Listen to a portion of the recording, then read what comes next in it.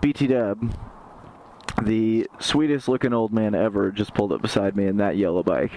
He went over and I think he's going to test something, but it's kind of what's funny about the motorcycle community is that everybody's completely different, and probably what I like the most is that you can drive around for hours and everybody will wave at each other. There's kind of a camaraderie. Kind of seems like people have each other's backs. It's actually kind of neat. So sort of like the Sons of Anarchy, you know, without the guns and the drugs and the violence and all that. So, well, let's get going. I'm happy to be back on the Bandit. I can say that.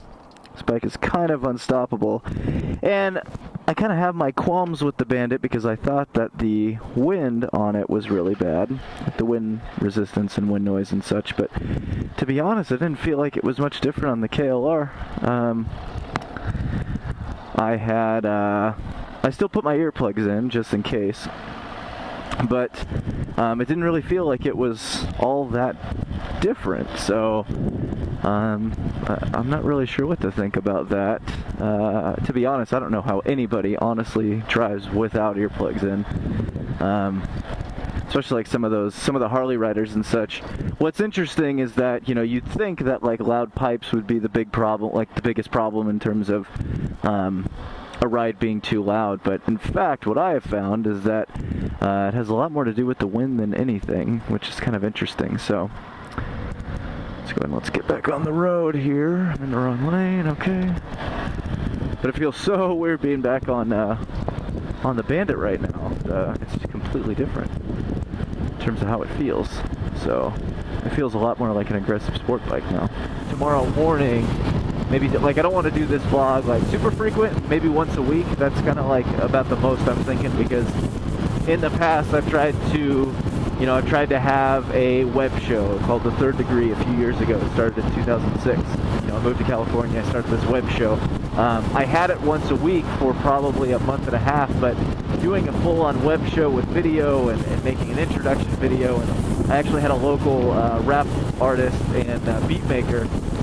He had put together a theme song for me. You know, it was pretty elaborate, but it was taking, you know, an absurd amount of time to be able to find topics to talk on. You know, go to location, film. We're gonna go ahead and race past this truck, film it, take the video home, import it to the computer. This is when I didn't have a Mac, so that's kind of made it a pain in the ass too.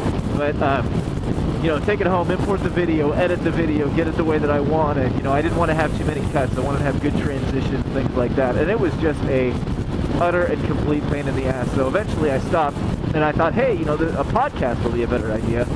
And I was kind of looking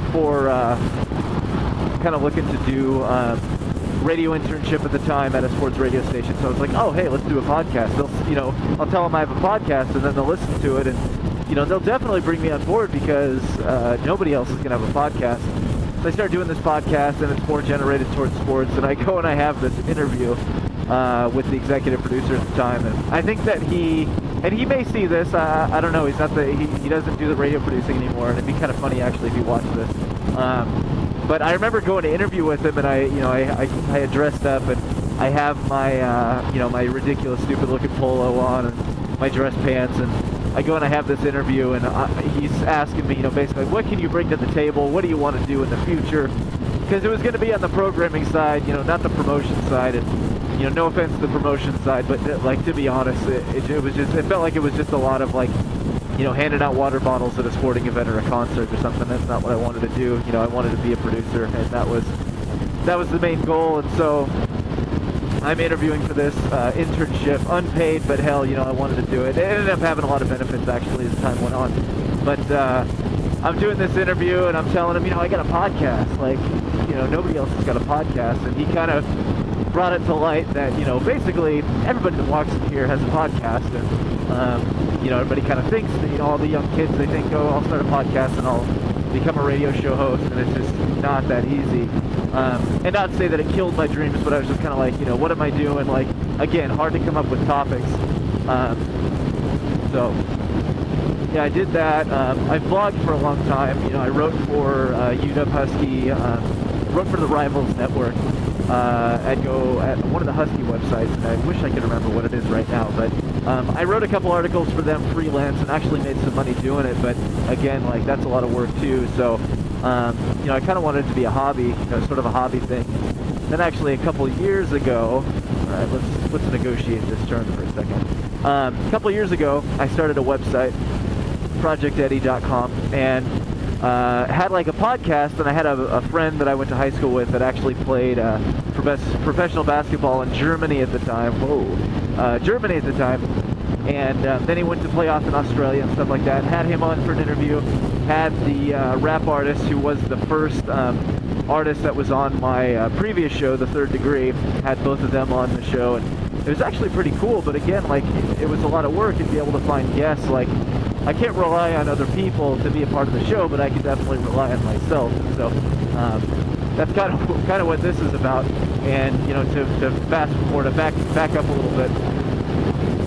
Rebel Yell 91 kind of was the inspiration to get this started, and some of the other vloggers. And I wanted to do this last year, but the shitty part was that, you know, I like the GoPro the most in terms of riding cameras, but it didn't have an external mic input at the time. And some of the other vloggers that I'd seen, they had like stuffed cameras, like maybe like a Kodak, like a flap cam, or a flip cam, into their helmets, and it just seemed like, A, you're crammed, B, you know, who knows if the audio is going to be any good, and then C, what if you get in an accident? And, you know, because face shields on motorcycle helmets are made to be shatter resistant, but not necessarily the screen of a flip cam, so you could end up having a major problem doing something like that. So kind of held off and was just getting some other types of shots with it, and, you know, so the rest is kind of history on that. But the hope is that I can do this once a week or so. At worst, I can always, if the weather's nice, or at least it's not raining or not too cold. Mostly not raining, if it's this time of year, because it's not going to be too cold. But what's going on there?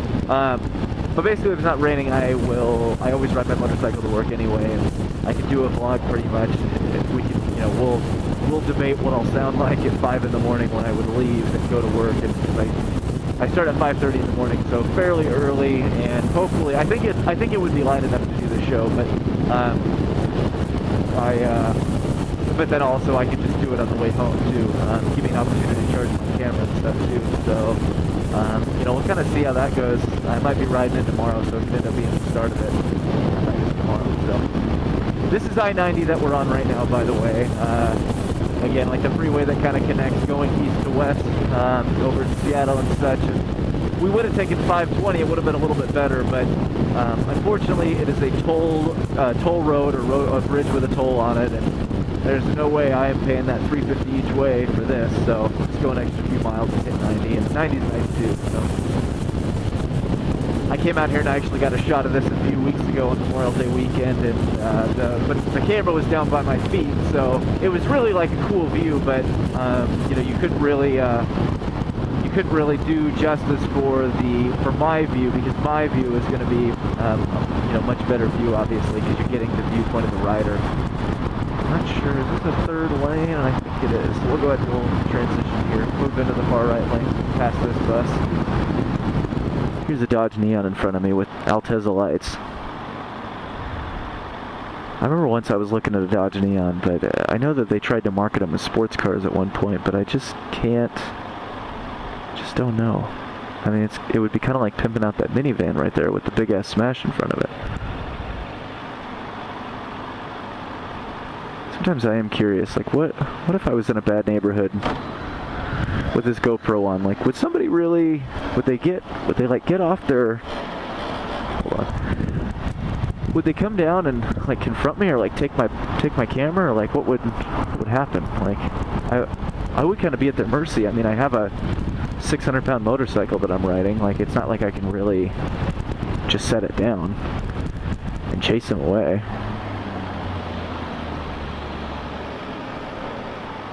This is kind of close to where I work at a software company. I won't tell you which one, but it's not Microsoft. That's what everybody thinks when it's Seattle.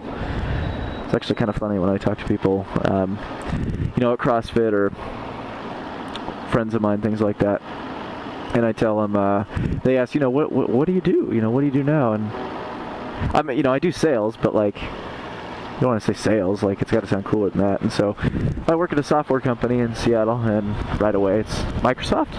No. Amazon? No. Google? Definitely not that smart. Not smart enough to be the software developer guy. So, no, not one of the biggies. Actually, one of the more small ones. But it's been a good time so far. So, coming up on a year anniversary actually in a couple of weeks, which is going to be pretty sweet. So,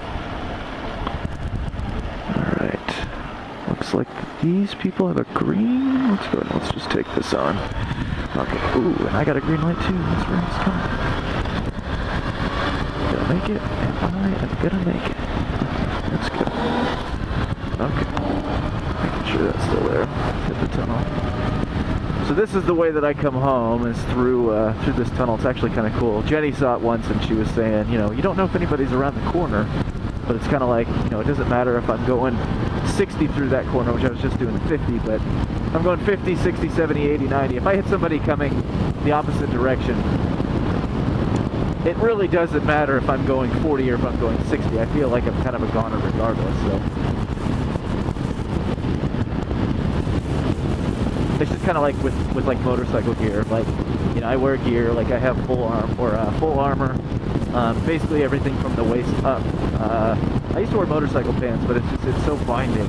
And motorcycle boots, but again, same story. They're pretty binding a lot of the time. If I'm doing like a super long ride, I probably had a fucking duck stand. Are you kidding me? These people in this Kia Soul Oregon plate, big ass Oregon logo on the outside. For anybody that doesn't know, starting this year, we are Husky season ticket holders for football, and God, I would just love it in my first season as a Husky season ticket holder for UW to just kick the shit out of the Oregon Ducks.